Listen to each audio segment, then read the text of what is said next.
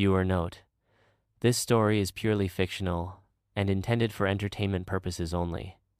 However, some content may be disturbing to certain audiences. Viewer discretion is advised. Chapter 6. Prologue. It was September 14th, 2026. 21 days had passed since the crisis in Hexagon Nation began. To the rest of the world, those 21 days felt like a long, painful nightmare. Something you could only watch unfold on a screen, helpless, unable to do anything but wait and worry. But for the people inside Hexagon Nation itself, it must have been something far darker.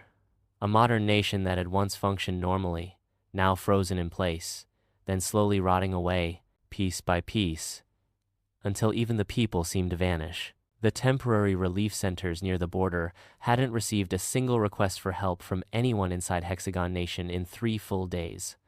No one was knocking on the door. No one was calling out. No one was coming out of that darkened country at all. The blurry satellite images showed a few scattered, moving figures still in the city streets, but way too few, too quiet. And their movements were slow, aimless, like ghosts. That eerie silence finally got to the international organizations. They couldn't wait any longer. A multinational advanced reconnaissance team was approved and deployed, moving in carefully from both land and sea, approaching that shadowy, mystery-shrouded nation. The land team was the first to arrive near a deserted town on the border. When they stepped out of their vehicles, the scene could only be described as desolate. Collapsed shops, empty houses, shattered glass scattered across the ground. Dust and debris swirled weakly in the wind. This place had once been a living, breathing city. Now, it looked like a body drained of blood and flesh. But soon, they met people. Not the desperate survivors from Hexagon Nation that they'd been expecting. No.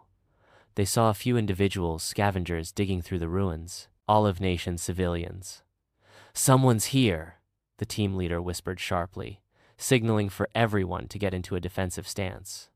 The strangers noticed them too, paused, then slowly turned to look back, eyes cautious. "We're international relief workers," the team leader said calmly, keeping his voice low. "What are you doing here? Have you seen anyone from Hexagon Nation?" One of the strangers, a middle-aged man who seemed to be the unofficial leader of the group, just shrugged, brushing dust off his hands like he was talking about the weather. "Scavenging, obviously. The people? Gone. A few days ago, soldiers, civilians, they were still walking around the streets. Then, poof, just like sand getting blown away. Vanished." He frowned, then added, "We figured, hey, if there's no one left around, might as well take our chances and see if we can find anything useful." The team members exchanged uneasy glances. Gone? That was worse than anything they'd expected. "What about electronics?" the leader asked, recalling the one detail that had shown up in every single report. Any electronic device, the moment it was turned on, would either fry or shut down completely. "Oh, we know all about that," a younger guy chimed in, sounding almost relieved, like he'd survived something crazy. "A few days ago, total weirdness.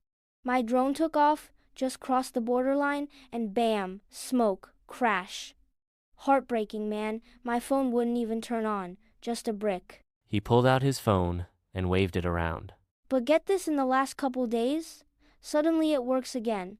Look, I've got it on right now. Still no signal, but hey, the thing turns on. We even tried going a little deeper in. Signal's weak, but the devices, they actually work." That one sentence? It hit the whole team like a lightning bolt. The sudden return of functioning electronics seemed to line up almost perfectly with the mass disappearance of Hexagon Nation's population.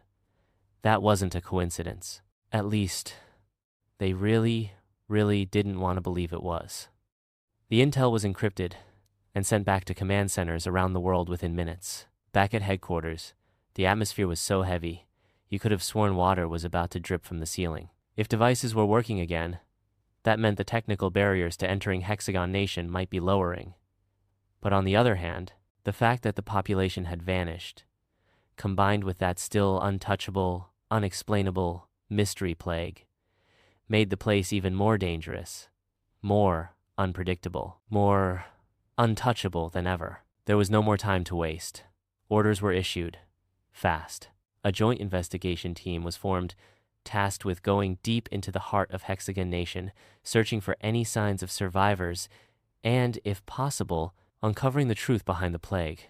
A firefighting unit was assigned to target the wildfires still raging on the satellite map's fires that no one had tried to put out. A nuclear emergency response team, fully geared up, was preparing to handle the deadly radiation that had already spread into the inland Salt Sea regions. For 21 long days, the border of Hexagon Nation had been silent. Now, that silence was about to break.